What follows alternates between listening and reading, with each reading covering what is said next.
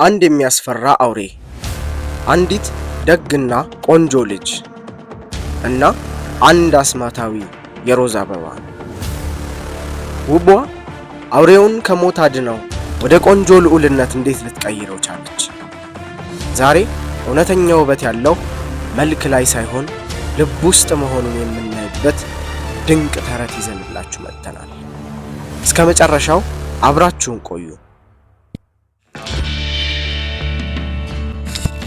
ድሮ በአንድ ራቅ ባለ አገር አንድ ባለጠጋ ነጋዴ ይኖር ነበር። ይህ ሰው 3 ቆንጆ ሴቶች ልጆች ነበሩት። ሁለቱ ትልልቅ ልጆቹ ኩሩና መዘነጥ የሚወዱ ነበሩ። ትንሿ ልጅ ግን በጣም ደግና ታታሪ ነበረች። የውስጥ ውበቷ ፊቷ ላይ ስለሚታይ ሁሉም ሰው ውቢት ይላት ነበር። አንድ ቀን ግን በቤተሰቡ ላይ መጥፎ ደመና አረፈ። የነጋዴው መርከቦች በሙሉ በባህር ላይ ሰመጡ። አባትየው በሐዘን ተሞልቶ ልጆቹን ሰበሰባቸው። ልጆቼ፣ መጥፎ ዜና አለኝ። ከእንግዲህ ሀብታም አይደለንም። ከከተማ ወጥተን ጫካ አጠገብ ባለች አንድ ትንሽ ቤት ውስጥ በቀላል ኑሮ መኖር አለብን አላቸው። ውቢቷም አባቷን አቀፈችውና አይዞህ አባዬ፣ እኔ አግዝሃለሁ፣ አብረን እናልፈዋለን ስትል አጽናናቸው። ሁለቱ እህቶች ግን አንችልም፣ እንደ ድሮው ነው መኖር የምንፈልገው እያሉ ቀኑን ሙሉ ሲያለቅሱ አሉ። ከተወሰነ ጊዜ በኋላ አንዱ መርከብ ወደ ወደብ መመለሱ ተሰማ። አባትየው ተስፋ በማድረግ ልጆቼ፣ ወደ ወደብ እየሄድኩ ነው፣ ስመለስ ምን ላምጣላችሁ ሲል ጠየቀ። የመጀመሪያዋ የአልማዝ ቀለበት አለች። ሁለተኛዋ ደግሞ የወርቅ አምባር ስትል መለሰች።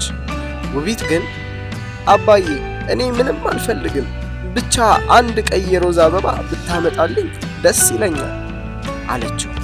አባታቸው ወደ ወደብ ሲደርስ መርከቡ ባዶ ነበር።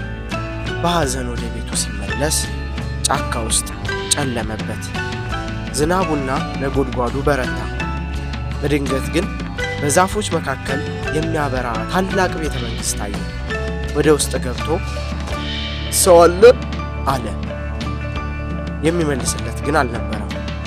ሆኖም ቤቱ ሞቅ ያለና በሚጣፍጥ ምግብ የተሞላ ነበር። ነጋዴው በጣም ተርቦ ስለነበር በላና ተኝቶ አደረ። ጠዋት ሲነቃ ንጹሕ ልብስ ተዘጋጅቶለት አገኘ።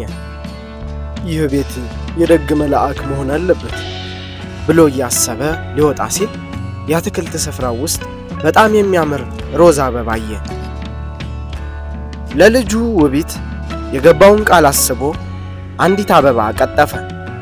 በዚያው ቅጽበት ምድርን የሚያናውጥ ድምፅ ተሰማ። አንድ የሚያስፈራ አውሬ ከዛፎች ጀርባ ወጣ። አውሬው በቁጣ እንዴት ደግነቴን በክፋት ትመልሳለህ? ምግቤን በልተህ አርፈህ አሁን ደግሞ የምወዳትን አበባ ትቀጥፋለህ። ለዚህ ዋጋ ትከፍላለህ። ቤት ስትደርስ መጀመሪያ ያገኘኸውን ልጅ ይዘህ ትመጣለህ። ካልሆነ ግን ዕድሜ ልክህን እዚሁ ትታሰራለህ አለው። አባትየው በፍርሃት ቤት ደረሰ። መጀመሪያ ሩጣ የመጣችው ውቢት ነበረች። የሆነውን ሁሉ ሲነግራት እህቶቿ አንቺ አበባ የፈለግሽው አሁን ሂጅና ከአውሬው ጋር ተቀመጭ ብለው ጮኹባት። ውቢት ግን በአባቷ ምትክ ለመሄድ ወሰነች። ወደ ቤተ መንግሥቱ ሲደርስ አውሬው ወጣ። ውቧ በፍርሃት ትንቀጠቀጥ ነበር። ነገር ግን አውሬው ውቧ፣ ዛሬ ራት አብረን እንብላ፣ አንቺ የዚህ ቤተ መንግሥት ንግሥት ነሽ አላት። ቀናት አለፉ። አውሬው ለውቧ በጣም ደግ ነበር። የሚገርም የመኝታ ቤት፣ መጽሐፍትና ፒያኖም ሰጣት። ውቧ አውሬው መልኩ ቢያስፈራትም ልቡ በጣም ቀይ እንደሆነ ተረዳች። አንድ ቀን አውሬው ውቧ ታገቢኛለሽ ሲል ጠየቃት። እሷ ግን ይቅርታ አውሬው፣ ላገባ አልችልም አለችው። አውሬው ቢያዝንም አልተቆጣትም። ከተወሰነ ጊዜ በኋላ ውቢት አባቷን ናፈቀች። አውሬውም አንድ አስማታዊ ቀለበት ሰጥቶ በ3 ቀን ውስጥ እንደምትመለሽ ቃል ግቢልኝ አላት። ውቢት ወደ አባቷ ሄደች። ነገር ግን 3 ቀን ሙሉ ከአባቷ ጋር በመጫወት ቀኑ አለፈባት። በአራተኛው ቀን መጥፎ ህልም አየች። አውሬው በሐዘን ታሞ የአትክልት ስፍራው ውስጥ ወድቆ ታያት። በፍጥነት ቀለበቱን አውልቃ ወደ ቤተ መንግሥት ተመለሰች። አውሬው መሬት ላይ ወድቆ አገኘችው። ውቧ እያለቀሰች አቀፈችው። አውሬው እባክህ እንዳትሞት፣ እወድሃለሁ፣ ካንተ ጋር መኖር ነው የምፈልገው ስትል ጮኸች። በዚያው ቅጽበት በቤተ መንግሥቱ ዙሪያ አስማታዊ ብርሃን ተነጠቀ። አውሬው ወደ ቆንጆ ልዑልነት ተለወጠ። ልዑሉም ውቧን እጇን ይዞ ውቧ አመሰግናለሁ፣ ክፉ መተት ተደርጎብኝ ነበር።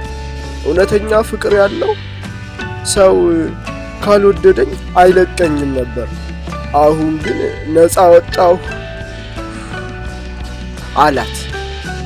ልዑሉና ውቧ በደስታና በሰላም ለዘላለም ኖሩ።